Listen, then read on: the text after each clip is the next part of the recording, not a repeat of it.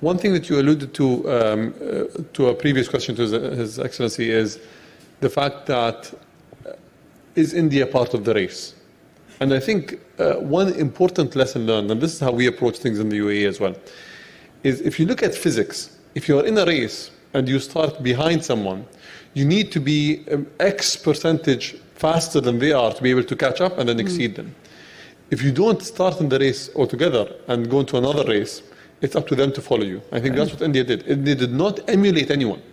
They went and they created their own path that today others are emulating. And I think with the UAE as well, when it comes to looking at the India stack, what we want to do internally is take the learnings from India, because we have these joint meetings at all times, and then see how we can carve out our own path that is relevant for a country of our size, that's relevant for a country of our position as well. What are the kinds of things that you're interested in exploring with the stack technology?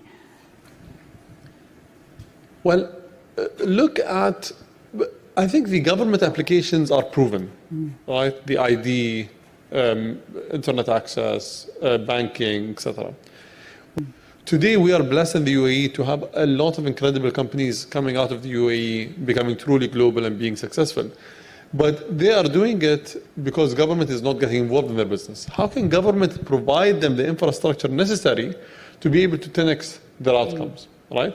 Maybe our infrastructure is different to India's infrastructure. If you look at our global infrastructure when it comes to port operations, right? DP World operates 78 ports around the world. 10% of global trade goes through the UAE, right? How are you able to open this up to create the next logistics unicorn globally? With Emirates Airlines and Etihad, how are you able to open up the aviation data to create the next $1 billion or decacorn in the aviation industry? Services, etc. So I think what we need to do right now is customize this approach that India has endeavored on to what our strengths are.